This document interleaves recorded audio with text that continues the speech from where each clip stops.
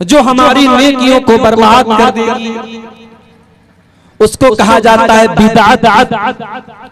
दीन के अंदर नया काम। रबीउल अव्वल का महीना आया, 12 रबीउल अव्वल की तारीख आई, हमारे बहुत सारे मुसलमान भाई वो एक तीसरी ईद भी मनाने लगे हैं। आज तक आपने सुना होगा कि इस्लाम के अंदर 2 त्योहार होता है, एक ईद उल फित्र होता है, एक ईद उल अज़हा होती है। अभी एक तीसरी ईद भी मनाई जाने लगी और इसका नाम क्या रखा? ईद मिलादुन नबी, नबी की पैदाइश वाली ईद। और एक शायर कहता है, निसार तेरी चहल पहल है हजारों ईद रबीउल अव्वल, सिवाय इब्लीस के जहां में सभी तो खुशियां मना रहे हैं। तो इसके जवाब में मैंने क्या कहा था? ये बिदअतों की चहल पहल है, ये दीन अहमद नहीं है यारो। ये बिदअतों की चहल पहल है, ये दीन अहमद नहीं है यारो। नबी के प्यारे तो रोजे अव्वल से 2 ही ईदें मना रहे हैं। नबी के प्यारे शुरू से लेकर आज तक सिर्फ 2 ईद मना रहे थे, ये तीसरी ईद आ गई मेरे। अब तो बाकायदा वीडियो आ रहा है, अब तो केक कट रही है, बड़े बड़े उलमा, दाढ़ी वाले, पगड़ी वाले केक काट रहे हैं। बच्चे का बर्थडे मत मनाओ, सही नहीं है, लेकिन नबी का बर्थडे मनाओ, उस पर सवाब मिलेगा। मेरे भाइयों, इस्लाम क्या था और इन्होंने क्या बना दिया? इस्लाम क्या था और इन्होंने क्या बना दिया? मेरे नबी की शरीयत क्या थी और इन्होंने क्या बना दिया? याद रखो मेरे भाई, अल्लाह ने अपने दीन को मुकम्मल कर दिया है। अल्लाह का दीन मुकम्मल है और अल्लाह ने 1400 साल पहले ये ऐलान कर दिया है, अल यौमा अकमलतु लकुम दीनकुम व अतममतु अलैकुम निअमती व रदीतु लकुमुल इस्लाम दीना। ओ लोगों, मैंने अपने दीन को मुकम्मल कर दिया है। अब इसके अंदर किसी इजाफा की, किसी संशोधन की, किसी मॉडिफिकेशन की, किसी एडिटिंग की कोई जरूरत नहीं है। अल्लाह का दीन बिल्कुल मुकम्मल है, कंप्लीट है, परफेक्ट है। अल्लाह के दीन में कोई चेंजिंग नहीं हो सकती। अल्लाह का दीन 1400 साल पहले मुकम्मल हो चुका है मेरे भाइयों। अब इस दीन के अंदर कोई नया काम अगर निकालता है, उसी को बिदअत कहा जाता है। और बिदअत कोई अच्छी नहीं होती, बिदअत कोई अच्छी नहीं होती, बिदअत हमेशा बुरी होती है। क्योंकि अल्लाह के नबी फरमाते हैं, व शर्रुल उमूरि मुहदसातुहा व शर्रुल उमूरि मुहदसातुहा व कुल्लु मुहदसतिन बिदा व कुल्लु बिदातिन ज़लाला व कुल्लु ज़लालतिन फिन्नार। दीन के अंदर जितना नया काम निकाला जाए वो बिदात है, और हर बिदात गुमराही है, और हर गुमराही का ठिकाना जहन्नम है। उनकी मेहनत का फल उनको मिलता है। और दूसरे टाइप के वो लोग होते हैं जो मेहनत नहीं करते, काम नहीं करते, तो जब काम करते ही नहीं तो उनको फल कहां से मिलेगा? उनको कोई फल भी नहीं। मगर एक तीसरे टाइप के लोग होते हैं जो मेहनत करते हैं, काम करते हैं, मगर जब उनकी मेहनत का फल मिलने का टाइम आता है तो उनकी सारी मेहनत के ऊपर पानी फिर जाता है। किसान है, अपनी जमीन को तैयार करता है, उसमें बीज डालता है, जमीन के अंदर जो भी प्रोसेस है खेती का वो सारा प्रोसेस करता है, खेती में पानी की सिंचाई का पूरा इंतजाम करता है। और सारा इंतजाम और सारी मेहनत करने के बाद जब पैदावार का टाइम आता है, जब उस खेती को काटने का टाइम आता है, तब क्या होता है? तब पता ये चलता है कि किसान को उसकी मेहनत का कोई फल नहीं मिला, सारी खेती उसकी तबाह हो गई, सारी खेती उसकी बर्बाद हो गई।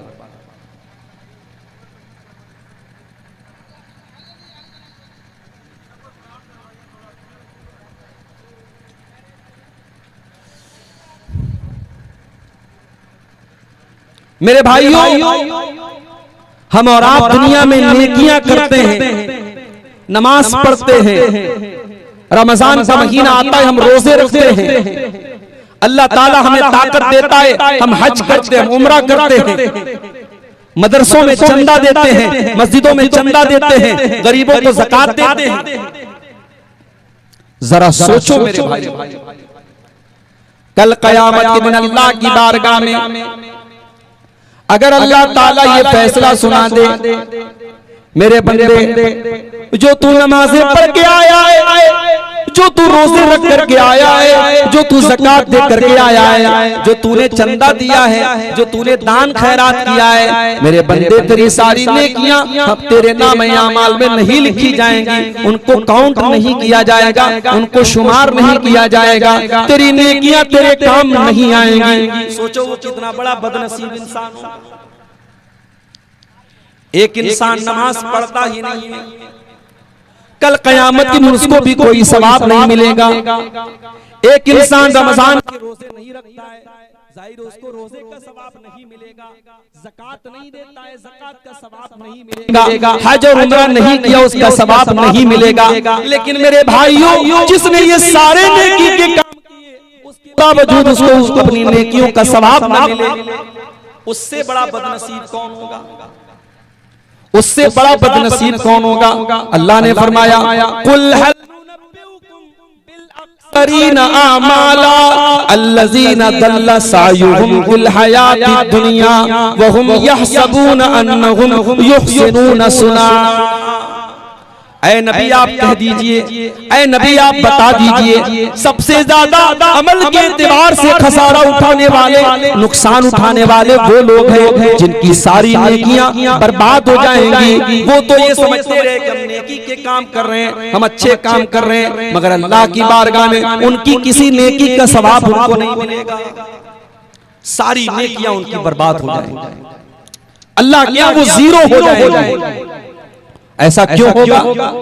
उलाइकल्लज़ीना कफ़रू बिआयाति रब्बिहिम व लिक़ाइहि फहबितत आमालुहुम। ये वो लोग होंगे जिन्होंने अल्लाह की आयतों का इनकार किया, जिन्होंने अल्लाह से मिलने का इनकार किया, अल्लाह ने उनके अमल को बर्बाद कर दिया। फला नुक़ीमु लहुम यौमल क़ियामति वज़ना। कयामत के दिन अल्लाह के तराजू पर उनकी किसी नेकी का कोई वैल्यू नहीं होगा, उनकी किसी नेकी का कोई वजन।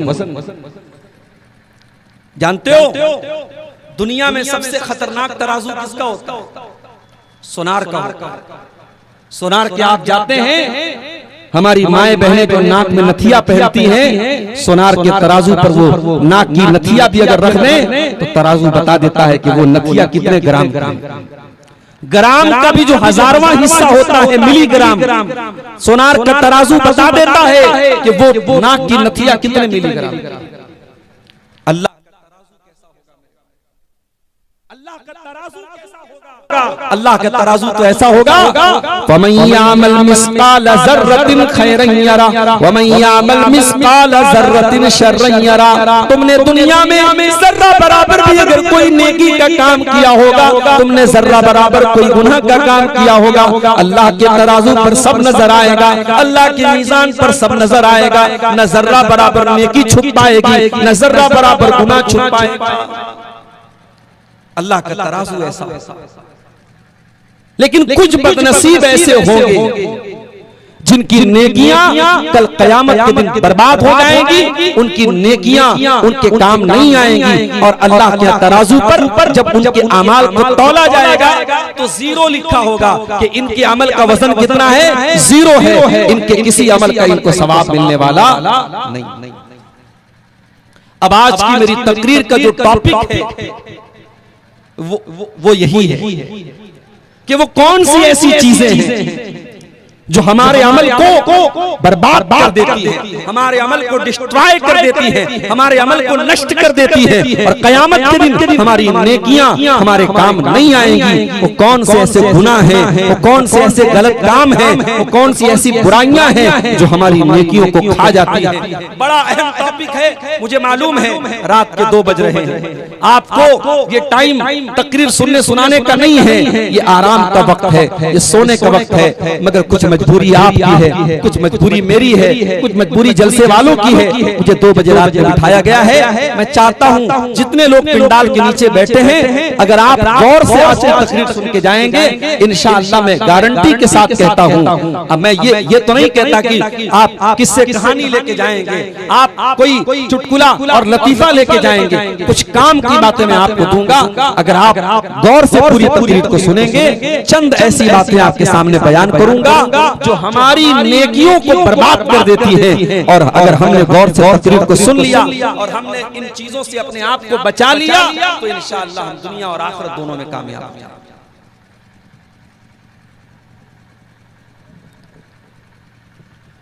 अब ये सब ना जो करना है कर लो, बाद में कोई तमाशा मत करो। तो हम उन गुनाहों की बात करेंगे जो गुनाह हमारी नेकियों को खत्म कर देते हैं, नष्ट कर देते हैं, बर्बाद। उसमें सबसे पहला जो गुनाह है वो क्या है? वो शिर्क। अगर इंसान मुशरिक है, अगर अल्लाह के साथ वो किसी को शरीक कर रहा है, अल्लाह के अलावा किसी और के दर पे सर झुका रहा है, अल्लाह के अलावा किसी और से डरता है, किसी और के ऊपर भरोसा कर रहा है, मुशरिक है कि इंसान। हज करता रहे वो, उम्रा करता रहे वो, नमाज पढ़ता रहे वो, अल्लाह क्या उसकी नेकियों का कोई मतलब नहीं। वमन यकफुर बिल ईमान फक़द हबिता अमलुहु व हुवा फिल आखिरति लमिनल खासिरीन। जो इंसान काफिर हो जाए, जो ईमान का रास्ता छोड़ करके कुफ्र का रास्ता अपना ले, तौहीद का रास्ता छोड़ करके शिर्क का रास्ता अपना ले, अल्लाह फरमाता है वमन यकफुर बिल ईमानी फक़द हबिता अमलुहु, उसके तमाम के तमाम अमाल बर्बाद हो जाएंगे, उसकी कोई नेकी उसके काम नहीं आएगी, मुशरिक का कोई अमल उसके काम आने वाला नहीं। अल्लाह ताला ने सूरतुल अनआम के अंदर 18 नबियों का जिक्र किया, 18 पैगंबरों का जिक्र किया, और 18 नबियों का जिक्र करने के बाद अल्लाह ने फरमाया वलौ अशरकू लहबिता अन्हुम मा कानू यअमलून। हमारे 18 पैगंबर भी अगर शिर्क करते, अगर ये भी शिर्क करते, अगर ये अल्लाह के साथ किसी और को साझी बनाते, तो इनकी भी नेकियां बर्बाद हो जाती। हालांकि हम जानते हैं अल्लाह के नबियों ने कभी शिर्क नहीं किया और कर भी नहीं सकते, मगर अल्लाह ताला ने समझाने के लिए कि शिर्क कितनी खतरनाक चीज है, अल्लाह ने फरमाया अगर हमारे नबियों ने भी शिर्क किया होता तो उनकी नेकियां बर्बाद होती।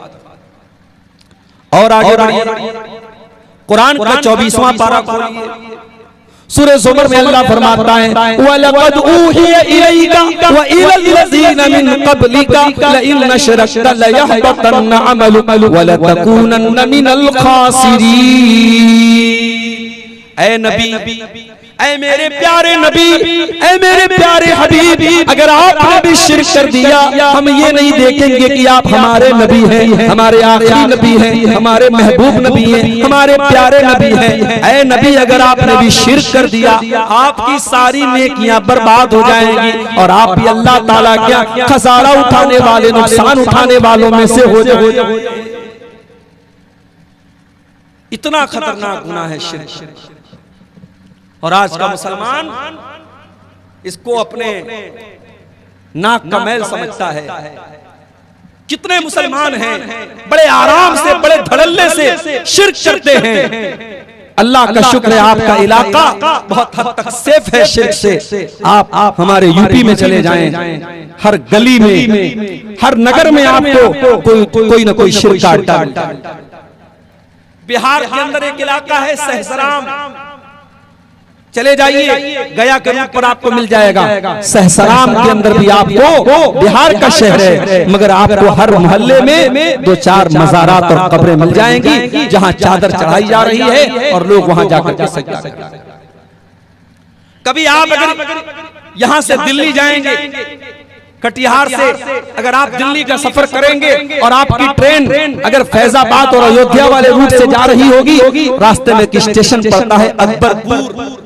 आपको कुछ ऐसे मुसाफिर मिलेंगे जो अकबरपुर से उतरेंगे और चढ़ेंगे, उनके हाथ में पानी के ड्रम होंगे। उनसे पूछिएगा भाई इसमें क्या भरा हुआ है, वो कहेंगे कछौचा शरीफ की मजार का पानी भरा हुआ है। मजार को धोया जाता है, कब्र को धोया जाता है, और वो धोया हुआ गंदा पानी वो पानी के ड्रम में भर भर के लाते हैं और ये समझते हैं कि उससे हमारे बीमारों को शिफा मिल जाएगी और उससे हमें बरकत मिलेगी और उससे हमें फायदा मिलेगा। ये आज के मुसलमान का अकीदा है।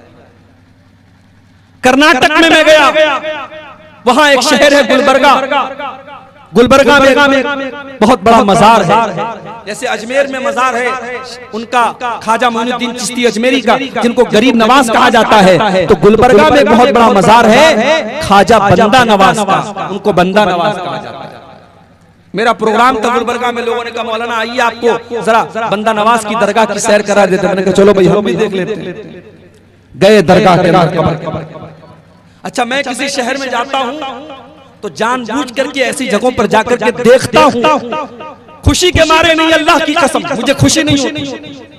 मैं ये सोच करके जाता हूँ और ये मैं महसूस करके जाता हूँ कि मैं जहाँ जा रहा हूँ वहाँ जाकर के मुझे तकलीफ होगी, मेरे दिल को तकलीफ होगी, फिर भी मैं देखना चाहता हूँ कि इंसान एक मुसलमान किस हद तक आज गिर चुका है। अभी बरेली में गया था तो बरेली में भी अहमद रजा खान, जिनको आला हजरत कहा जाता है, उनकी कब्र पर भी मैं गया और पूरा गली है जो शिर्क से भरी हुई है और दुकानों पर हर चीज पर जो है रजा रजा लिखा हुआ है और वहाँ अल्लाह का नाम कम लिया जाता है और रजा का नाम ज्यादा लिया जाता है। बरेली के अंदर अभी 2 महीना पहले मेरा प्रोग्राम था, 1 महीना पहले, वहाँ मैंने ये मंजर देखा। और 2-3 साल पहले जब मैं कर्नाटक में गया गुलबर्गा में और बंदा नवाज की दरगाह के अंदर में गया तो वहाँ मैंने देखा एक छोटी सी कब्र है। मैंने पूछा भाई ये छोटी सी कब्र किस चीज की है? लोगों ने बताया कि ख्वाजा साहब की बेटी ने एक बिल्ली पाली थी, ये बिल्ली की कब्र। अब सोचो बिल्ली की कब्र है, बाकायदा पक्की कब्र है, मजार है, उस पर भी चादर चढ़ी। थोड़ा और आगे बढ़ा, एक और छोटी सी मजार नजर आई। मैंने पूछा भाई ये तो और छोटी मजार है, किसकी मजार है? कहा मौलाना साहब ख्वाजा साहब की बेटी ने एक तोता पाला था, तोते की मजार है। मैंने कहा इस तोते की मजार का क्या काम है? कहा अगर किसी बच्चे की जुबान में लुकलुक होती है, बच्चा ढंग से बोल नहीं पाता है, बच्चा तोतला होता है, उसकी माँ यहाँ पे आती है और देसी घी इस कब्र के ऊपर चढ़ाती है और चीनी चढ़ाती है, बच्चा सही हो जाता है। इन्ना लिल्लाहि व इन्ना इलैहि राजिऊन। ये अकीदा है मुसलमान का। तोते और बिल्ली और कुत्ते और घोड़े और गधे की कब्रों पर सजदा हो रहा है मेरे भाई। और उसके बाद हम कहते हैं ऐ अल्लाह हमारी मदद क्यों नहीं हो रही है? फलस्तीन में हम पर जुल्म क्यों हो रहा है, हिंदुस्तान में हम पर जुल्म क्यों हो रहा है और फला जगह हम पर जुल्म क्यों हो रहा है? मेरे भाइयों, अल्लाह ने मदद का वादा तब किया था जब हम उस एक अल्लाह की तौहीद पर कायम रहे, हम शिर्क करते रहे, हम अल्लाह को नाराज करते रहे, हम अल्लाह को छोड़ करके गैरुल्लाह के दर पर पेशानी झुकाते रहे और हम ये एक्सपेक्ट करें, ये उम्मीद करें, ये आशा करें कि अल्लाह मदद नाजिल करेगा। खबरदार, अल्लाह की मदद मुशरिकों को नहीं मिलती, अल्लाह की मदद अहले तौहीद। ये पहला गुनाह है जो हमारी नेकियों को बर्बाद कर देता है मेरे भाई। अगर हमने शिर्क कर लिया हमारी सारी नेकियां बर्बाद। अब यहां पर एक मसला और समझ लो। एक आदमी मुसलमान है, अब वो मुसलमान से काफिर हो गया। जैसे अभी बहुत सारी मुसलमान लड़कियां हो रही हैं, किसी गैर मुस्लिम लड़के से उनको प्यार हो गया, मोहब्बत हो गई। गैर मुस्लिम लड़के ने कहा कि तुम्हें मेरे साथ अपना मजहब छोड़ करके मेरा मजहब कबूल करना पड़ेगा। लड़की का नाम आयशा है, लड़की का नाम जैनब है, लड़की का नाम फातिमा है, लड़की का बाप मुसलमान, लड़की की माँ मुसलमान, लड़की खुद मुसलमान, लेकिन प्यार के झांसे में आकर, मोहब्बत के झांसे में आकर अपने गैर मुस्लिम आशिक के लिए लड़की ने अपना धर्म परिवर्तन कर लिया, अपना मजहब तब्दील कर लिया, इस्लाम को छोड़ दिया। हो रहा है कि नहीं हो रहा है?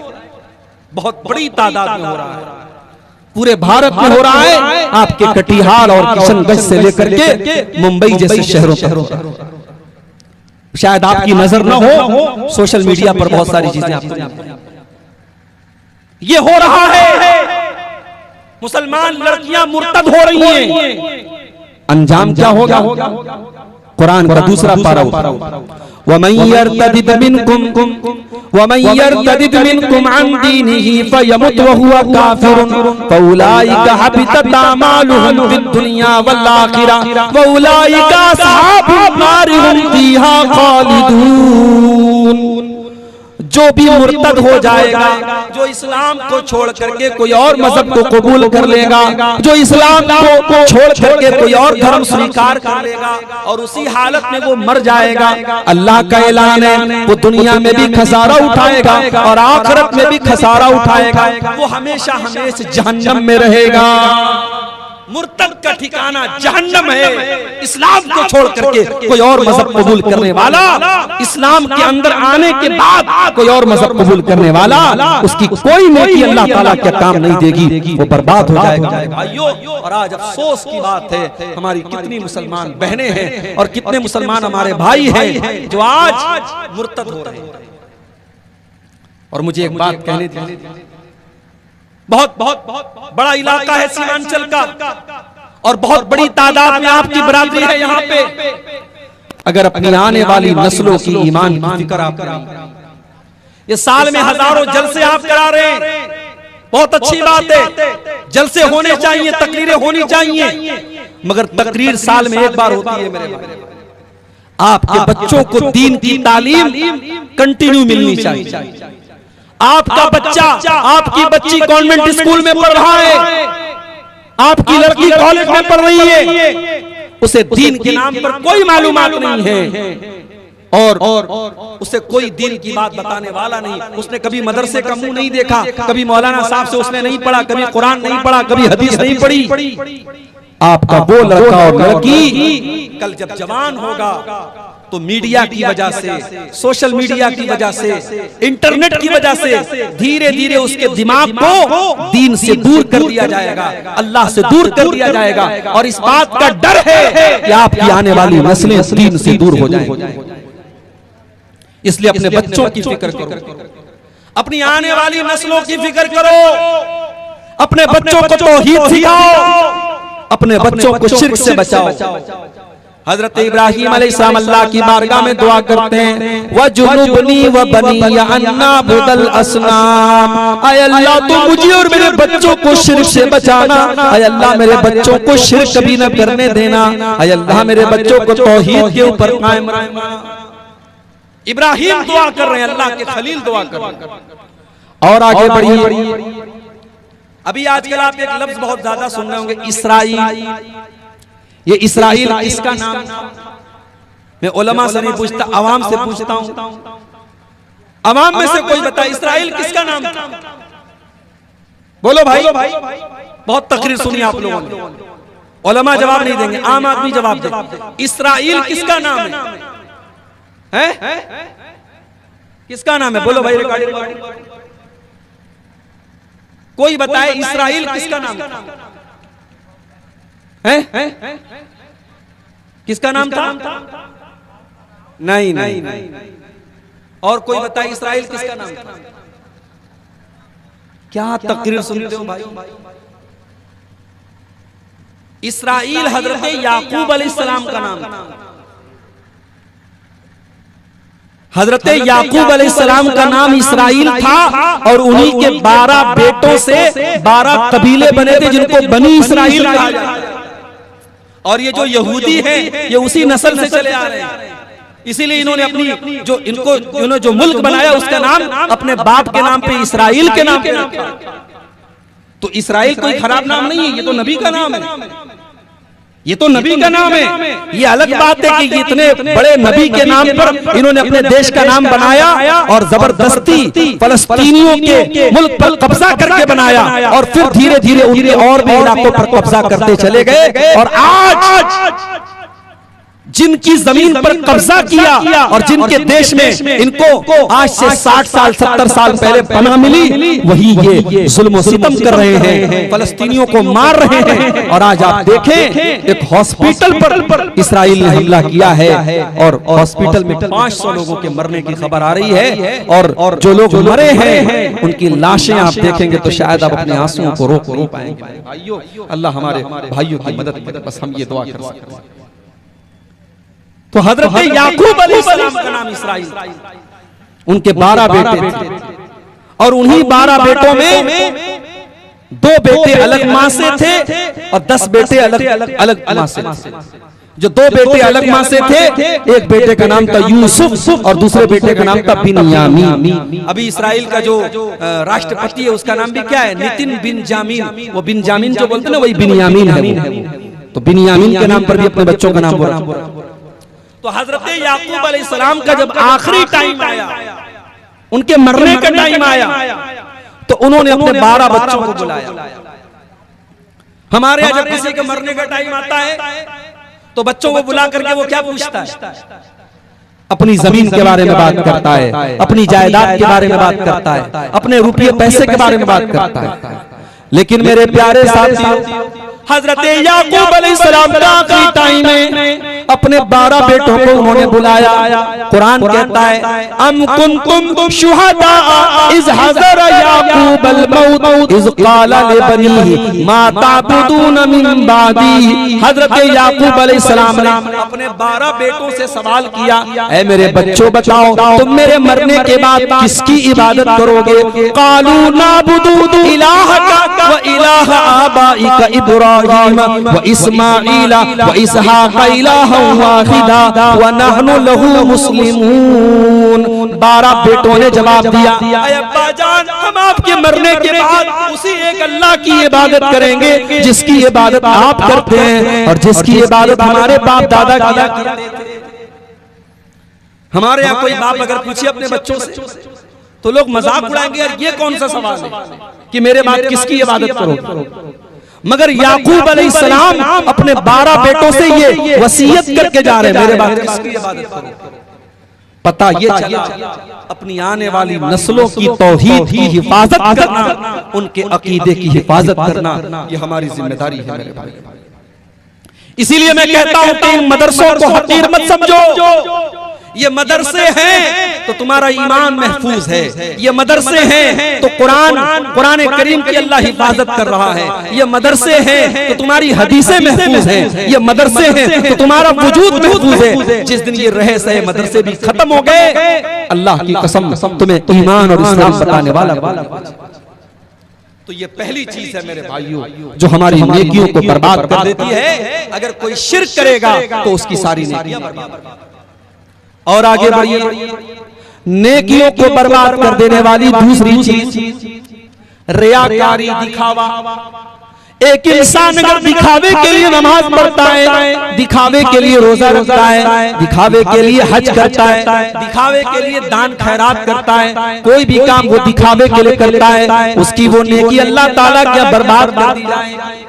कुरान का 30वां पारा उठाओ, फवैलुल लिल मुसल्लीन अल्लज़ीना हुम अन सलातिहिम साहून अल्लज़ीना हुम युराऊन व यमनऊनल माऊन। बर्बादी है, वैल है, जहन्नम है नमाज पढ़ने वालों के लिए जो नमाज तो पढ़ते हैं मगर अल्लाह ताला के लिए नहीं पढ़ते, किसी को दिखाने के लिए पढ़ते हैं, किसी को शो करने के लिए पढ़ते हैं। नमाज इसलिए पढ़ते हैं ताकि गांव वालों की नजर में नेक बन जाएं, मोहल्ले वालों की नजर में नेक बन जाएं। फवैलुल लिल मुसल्लीन अल्लज़ीना हुम अन सलातिहिम साहून, जो अपनी नमाज से गाफिल हैं, अल्लज़ीना हुम युराऊन, जो दिखावे के लिए नमाज पढ़ते हैं, चंदा देते हैं। आप स्टेज पर नाम बोला जाता है, कोई हर्ष की बात नहीं है, बोला जा सकता है, लेकिन आपके दिल में क्या चल रहा है? अगर आपके दिल में ये चल रहा है मौलवी साहब मेरे नाम का ऐलान करें, दुनिया को पता चल जाए मैंने 1 लाख चंदा दिया, अल्लाह को खुश करने के बजाय पब्लिक को खुश करने की अगर नीयत है तो कान खोल करके सुन लो, आपका दान, आपका चंदा, आपकी ज़कात, आपकी खैरात बर्बाद हो सकती है। या अय्युहल्लज़ीना आमनू ला तुब्तिलू सदक़ातिकुम बिलमन्नि वल अज़ा कल्लज़ी युनफ़िक़ु मालहु रिआअन नास। ऐ ईमान वालो, जब सदका किया करो, जब दान दिया करो तो एहसान मत जता के दिया करो, तकलीफ दे करके मत दिया करो। कल्लज़ी युनफ़िक़ु मालहु रिआअन नास, जैसे वो लोग अल्लाह की राह में दान देते हैं, जो लोगों को दिखाने के लिए देते हैं, जो अल्लाह के ऊपर ईमान नहीं रखते, जो कयामत के दिन के ऊपर ईमान नहीं रखते, वो तो बस लोगों को दिखाने के लिए दान खैरात करते हैं। अगर आपकी दान खैरात लोगों को दिखाने के लिए है तो मेरे भाइयों, आपका पैसा अल्लाह ताला के काम नहीं आएगा, आपकी नेकियों के अकाउंट में वो नेकी नहीं लिखी जाएगी, वो बर्बाद हो जाएगी। और आगे अल्लाह के नबी फरमाते हैं सल्लल्लाहु अलैहि वसल्लम, क़यामत के दिन सबसे पहले 3 लोगों का फैसला किया जाएगा। इन्ना अव्वलन नास युक़ज़ा यौमल क़ियामा, क़यामत के दिन सबसे पहले 3 लोगों का फैसला किया जाएगा। सबसे पहला इंसान जो दुनिया में अल्लाह की राह में शहीद हुआ था, जो जंग के मैदान में लड़ रहा था, जंग के मैदान में लड़ते लड़ते शहीद हुआ था, उसको अल्लाह ताला बुलाएगा, उससे अल्लाह पूछेगा, मैंने तुझको ताकतवर बनाया, मैंने तुझको बॉडी बिल्डर बनाया, मैंने तुझको लड़ने का हुनर सिखाया, तूने क्या किया? देखो, बॉडी इंसान के शरीर का मजबूत होना ये भी बहुत बड़ी नेमत है।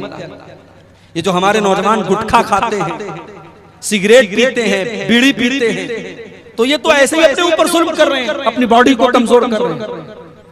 इस वक्त बड़ी तेजी में अभी बनारस में हमारे एक दोस्त हैं, अभी उनका मैसेज आया, कह रहे थे 1 महीने में मौलाना कैंसर के 10 केस मैंने अपनी आंखों से देखे, अपनी जान पहचान के अपने रिश्तेदारों में मैंने 10 केस कैंसर के देखे हैं, और जिसमें कई केस ऐसे लोगों के हैं जो गुटखा खाते थे, जो सिगरेट पीते थे, जो पान खाते थे। मेरे नौजवान साथियों, अपने शरीर के ऊपर जुल्म मत करो, अपने जिस्म के ऊपर जुल्म मत करो। ये सिगरेट, ये बीड़ी, ये गुटखा, ये नशा तुम्हारी आखिरत भी बर्बाद कर रहा है, और अल्लाह की कसम तुम्हारी दुनिया को भी बर्बाद कर रहा है। इस नशे के जरिए आप अपने शरीर को बर्बाद। गौर कीजिए, अल्लाह की राह में शहीद हुआ था, अल्लाह कयामत के दिन बुलाएगा, अल्लाह पूछेगा, मैंने तुझे बॉडी बिल्डर बनाया था, तुझे ताकतवर बनाया था, तूने बॉडी का क्या किया, तूने शरीर का क्या किया? बंदा कहेगा, अल्लाह कातल तूफीका, मैं तेरे रास्ते में लड़ता रहा, जंग करता रहा, जिहाद करता रहा, हत्तस तुशी, तो यहाँ तक कि मैं शहीद कर दिया गया। आय अल्लाह, मैं तेरी राह में शहीद कर दिया गया। अल्लाह फरमाएगा, तू झूठ बोल रहा है, तू इसलिए लड़ रहा था ताकि दुनिया वाले ये कहें कि बड़ा बहादुर आदमी है, बड़ा वीर आदमी है, बड़ा जबरदस्त आदमी है, तू दुनिया को दिखाने के लिए लड़ रहा था। उसके बाद अल्लाह के नबी फरमाते हैं, उसको चेहरे के बल घसीट करके जहन्नम में डाल दिया जाए। गौर करो, रियाकारी का अंजाम कितना खतरनाक होता है मेरे भाई। अल्लाह की राह में लड़ने वाला और शहीद हो जाने वाला जहन्नम में फेंक दिया जाएगा, सिर्फ इसलिए क्योंकि उसकी नीयत गड़बड़ थी, उसकी नीयत में खोट था, वो लोगों को दिखाने के लिए। उसके बाद दूसरे नंबर पर एक आदमी आएगा, ये बहुत बड़ा आलिम था, बहुत बड़ा मुकर्रिर था, बहुत बड़ा कुरान का हाफिज था। अल्लाह पूछेगा, मैंने तुझे कुरान का आलिम बनाया, मैंने तुझे कुरान का टीचर बनाया, मैंने तुझको आलिम बनाया, तूने क्या किया? बंदा कहेगा, अल्लाह मैं तेरे किताब को पढ़ता रहा, मैंने कुरान को पढ़ा और पढ़ाया, मैं रात दिन कुरान को पढ़ता रहा। अल्लाह फरमाएगा, तू झूठ बोल रहा है, तू कुरान को इसलिए पढ़ता था ताकि दुनिया तुझे कारी कहे, तू अपने इल्म की शोहरत चाहता था, तू इसलिए कुरान पढ़ता था ताकि तू फेमस हो जाए, तू मशहूर हो जाए। अल्लाह, सोशल मीडिया का दौर है, शोहरत का फितना सबको घेरे हुए है मेरे भाइयों। अल्लाह हम सब की हिफाजत करे। अल्लाह के नबी